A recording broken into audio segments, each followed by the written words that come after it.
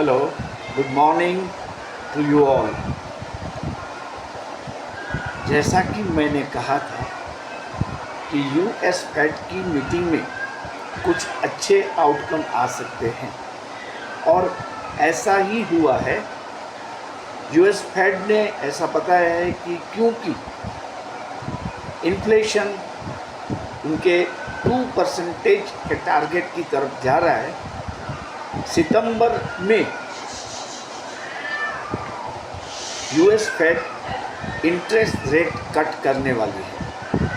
देखिए, interest cut की बात जो है वो इसलिए महत्वपूर्ण है कि यूएस में क्या हुआ कि रशिया यूक्रेन के वॉर के चलते और कोविड के रिस्ट्रिक्शन के कारण इकोनॉमी पे काफ़ी असर हुआ था और तब से लेके आज तक अमेरिका में इंटरेस्ट रेट में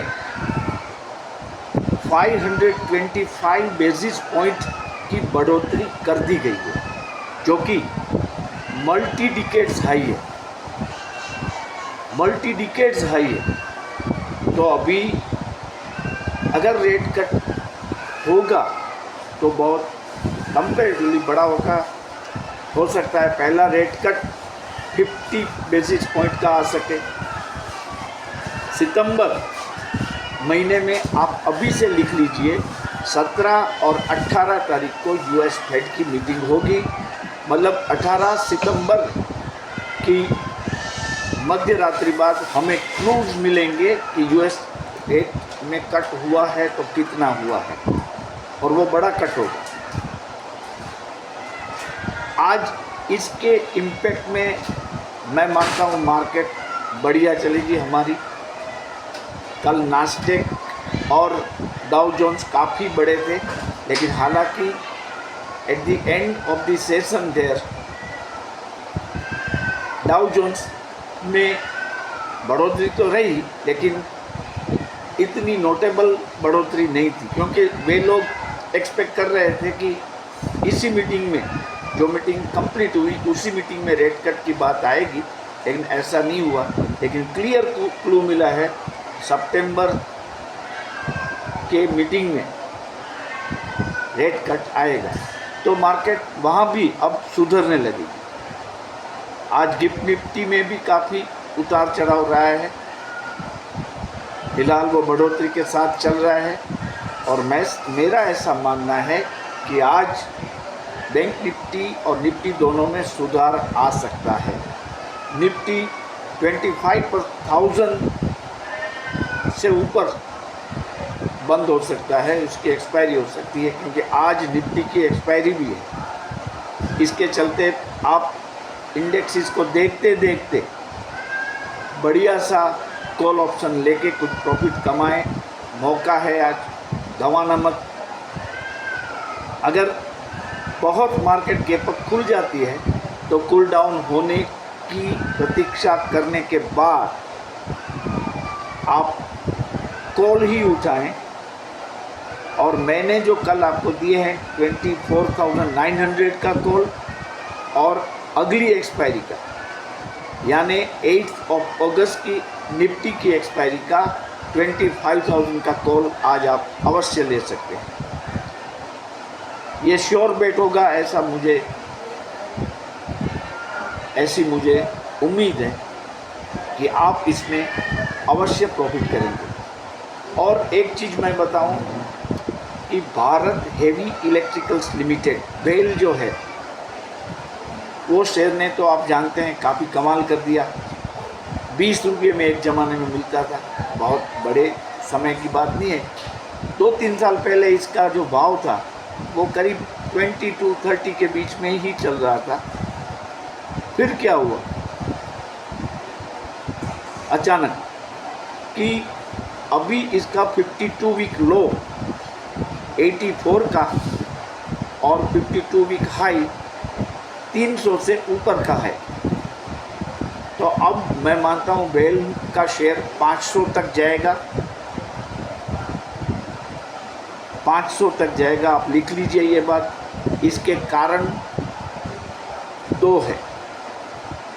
उसको 10,000 करोड़ का ऑर्डर मिला है बेल को, 10,000 करोड़, जो कि बड़ी अमाउंट मानी जाती है। आप देखिए कि बेल को दामोदर वैली कॉरपोरेशन से जो ऑर्डर मिला है उसमें उनको एक थर्मल पावर सेटअप करना है। इसके अलावा झारखंड के कोडरमा जिले में उनको 2 800 मेगावाट के प्लांट सेटअप करने के लिए भी ऑर्डर मिला है। ये दोनों की जो ऑर्डर वैल्यू है वो है 10,000 करोड़ रुपीस। तो भेल आप एक्यूमुलेट कर सकते हैं। फ़िलहाल करीब 317 के आसपास चल रहा है। इसको आप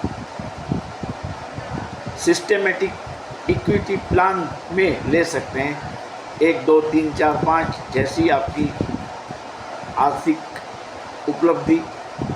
लेकिन मैं ये मानता हूँ कि आप हर महीने एटलीस्ट 5 से 10 शेयर बेल के उठाए, गिरावट में ही ले आप, क्योंकि एसीपी का एक प्रॉब्लम क्या है कि जब मार्केट बहुत बढ़ता है तब भी वो अगर आपकी डेट आ जाती है आपके एसीपी को एग्जीक्यूट करने की, तो आपके शेयर आ जाते हैं। लेकिन इसमें क्या होगा कि जब मंदी होगी बाज़ार में तब आप शॉपिंग कर पाएंगे इस शेयर का, तो वो फ्लेक्सिबिलिटी रहती है अपने आप लेने में। लेकिन एक इसमें बात यही है कि डिसिप्लिन रखना है आपको दूसरे शेयर में फिर इंडल्ज नहीं होना है। अभी मैं ये ले लूँ, बेल बाद में ले लूँगा, और जो उनका जो टारगेट है आपका, मान लीजिए हर महीने आप 5 लेना चाहते हैं तो 1600-1700 रुपये आप अकाउंट में रिजर्व रखते जाइए, ताकि अगर वो किसी कारणवश गिरे तो उस वक्त आप ज़्यादा क्वांटिटी उठा सकें। लेकिन बेल का शेयर अगर आप लंबी अवधि के लिए रखेंगे तो आराम से उसके नियर फ्यूचर में 500 रुपीज़ हो जाएंगे। जिस तरह कोचीन रिफाइनरी और मझगांव शिपयार्ड के शेयरों ने कमाल कर दिया, उसी तरह ये शेयर भी कर सकता है। इसी तरह नेशनल हाइड्रो पावर जो है NHPC, उसको भी आप देख सकते हैं, वो शेयर सस्ता है, थोड़ा थोड़ा करके आप इसको उठाएं। पावर की डिमांड तो आप जानते हैं बढ़ती जा रही है, इसकी डिमांड के सामने प्रोडक्शन कम है। तो जिस तरह सोलर एनर्जी के पीछे हम पड़े हैं, उसी तरह पावर इंडस्ट्री में भी आपको जाना है। फ्यूचर में इसका बेनिफिट आपको होगा। आज मार्केट में जो होगा वो मैं तो प्रेडिक्ट कर ही रहा था।